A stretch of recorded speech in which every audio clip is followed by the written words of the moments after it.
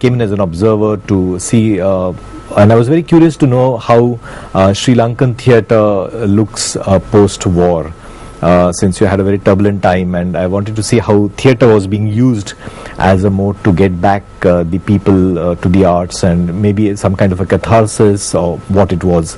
So it was interesting. It was very challenging for me last year to watch the different performances, and I was very glad that I was here, because it was a wonderful showcase of the diversity and how much theatre can negotiate with problems and issues. It's not just a piece of performance that you see on stage, but how issues can be tackled so brilliantly and effectively. And there was a Sri Lankan director, Parakrama, who came up with this Disaster Market last year, and I was completely floored by the way in which actors from rural areas, from remote areas, from very, very difficult times and situations, coming up with such a brilliant performance, and I was very excited about that. I think that's what I have directly agreed to be here for the second year, consecutive year. So you found the second year, or last year basically, a successful year? Was there the right kind of energy and so on? Actually, this word success is very relative. I would just say that it was exciting, because in theatre we always say that you have to keep on trying, and what excited me is the fact that there is an attempt to try to get these things together, and that's interesting. That's more interesting. Talking about the third year, obviously you've come on board as an observer, like you said, because you realized last year was a great effort and you wanted to be a part of it this year. But what can people see if they are to come in this year? What can an audience look forward to seeing? I think this year the organizers have got an interesting platter of performances coming in from. We have two performances which are coming in from India. There's one from Nepal, one from I think Mexico, one from Germany, and there are three productions lined up in the local production. And I have very briefly gone through the synopsis, but I'm sure they'll be interesting. At least the two productions which I have seen from India are quite interesting. One is from My City, Balancing Act. In fact, both of them are from My City.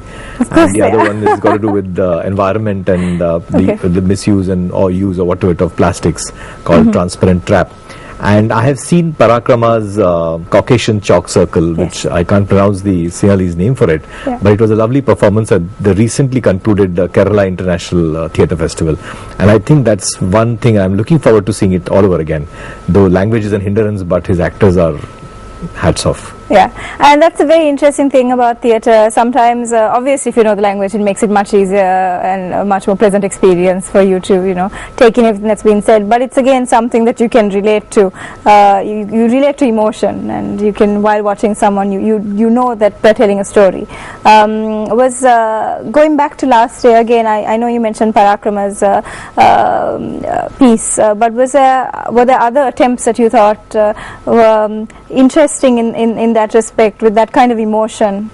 Definitely, because though I do very strongly remember his performance, but there were performances from Azerbaijan also, and it was very interesting to see how actors and directors from different parts of the world react to situations. And sometimes you have one situation being related to separately from the Indian context, and maybe from from the Southeast Asian context, or maybe in European context, and that is very, very interesting, I think. And that's why this year they have also decided to have a directors forum, where there will be directors, I think local directors, who will be coming on a common platform to deliberate on issues which theatre faces across the world, especially in the experimental theatre, which is always grappling with problem with finance, with actors, with holding together sustenance, and so on and so forth.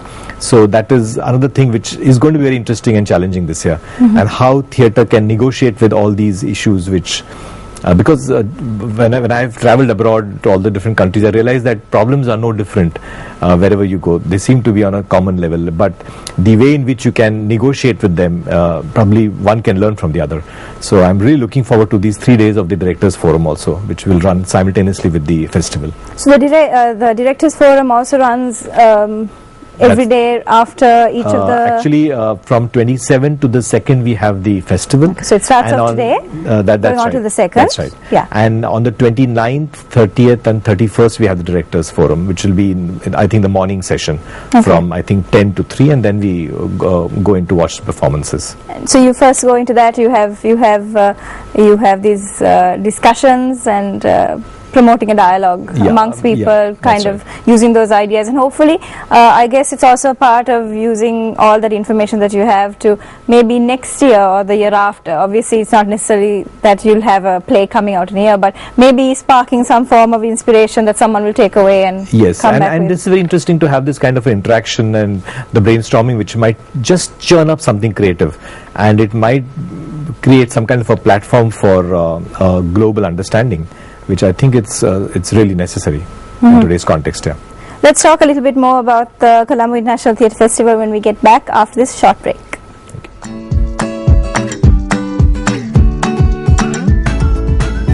Welcome back on Good Morning Sri Lanka. We're talking to Dr. Ajay Joshi about the Colombo International Theatre Festival in its third year running, and of course, as someone who travels to see and who gets to see a lot of performances, theatrical performances from across the world. Just from as a personal opinion, from your perspective, how do you think we are doing in terms of Sri Lanka? How do you think we're faring in various forms of theatre? How do you think we're progressing? I don't think I'm really the right person to answer this question, because Sri Lanka does, from what I've read, has a very long tradition of theatre. Maybe as much as probably India has got in different forms, whether it's your professional theatre or your folk forms, and I've read about all these kind of things. So I don't think there's anything very dramatically different that as far as theatre is concerned, but these small little efforts that go in, whether it's a black box theatre, whether experimental theatre, these things are very encouraging as far as I can see. But I also realize that there's a whole a lot of strength in your commercial theatre, which seems to be running quite consistently and strongly, and there are quite a few interesting directors. Last year when I was here, I also realized that the academic institutes, the universities, also tend to churn up a lot of good productions locally there, which may not be commercial, but definitely at the university level, something that we don't really see very, very commonly in India, where universities are coming up with good student productions. Let's talk a little bit about it from an Indian perspective, and things like experimental theatre. How big is it in India at the moment, and how do you see it? India is actually basically a huge country, and it's very difficult to talk of India as India, as an India, which probably we are much more larger than Sri Lanka. You can talk of a German theatre, you can talk of a French theatre, but there is nothing like an Indian theatre. We have so much of regional work going on that probably to answer your question, I'll have to start with each region and talk about the experimental theatre. We might need an extra show for that. So maybe if we can break it down, and in your city, I think in my city, in the state of Maharashtra, where I come on the west coast of, very close to Mumbai, which everyone knows about, we have a very, very long tradition. We have a tradition of Marathi theatre which goes on for more than 175 years. That is the proscenium theatre. Before that, we had the folk forms, which are very, very indigenous kind of forms of theatre. And currently the experimental theatre, people who are the youngsters who are trying to grapple with issues, are trying to present in different forms, textures, themes, is a phenomenal amount of quantum of work, and that's just one single state of Maharashtra which is doing a lot of work. At the same time, we have the commercial theatre, which is where you pay your tickets and probably go and watch a thing, which is also doing equally well. But that's a tradition which is going on for a long time. But the experimental theatre issues which just go beyond any kind of restrictions are being kind of negotiated, are being addressed by the young people, and that's very interesting. And people are now traveling, they are going, watching each other's performances, traveling abroad, collaborating.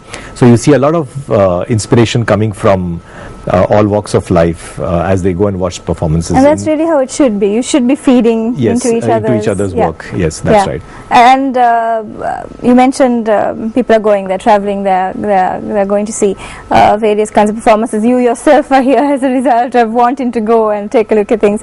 In your experiences over the last so many years, there must have been things that you saw that inspired you, performances. Maybe you can go back and revisit one or two of those performances, something that might have moved you, because that's really why we love the creative arts. That's right. Whatever it is. And I think that's the reason why I've come back to Sri Lanka the second year. I mean, I think every time I go to a country, it's always I get a different perspective of how things have been there. But I have been gathering my memories over the years, and I've written about all these. I'm in the process of now compiling it, and hopefully a book will come out of all these experiences. But it's always challenging how people across the world. But one thing is for sure, that they are all human, and they have got similar angsts, they have got their own sorrows, and theatre is a fantastic medium to give vent to this kind of an emotion, which I've seen universally, in whether I was in Italy or I was in Georgia, whether I was in Turkey. It's been phenomenal. It is phenomenal, and hopefully you will also be a part of the Colombo International Theatre Festival. The festival, of course, begins today, the 27th, and goes on till the 2nd. The venue is the British School. Is the British School, and that is where you need to come to if you want to be a part of the festival. Of course, tickets. I believe the poster is out. A lot of information is already out there, and hopefully you can grab yourself those tickets before they sell out. So we'd like to thank Dr. Joshi once again for being on our show, and with that we are going to say goodbye, and we'll see you again tomorrow on yet another. Thank you very much on yet another episode of Good Morning Sri Lanka.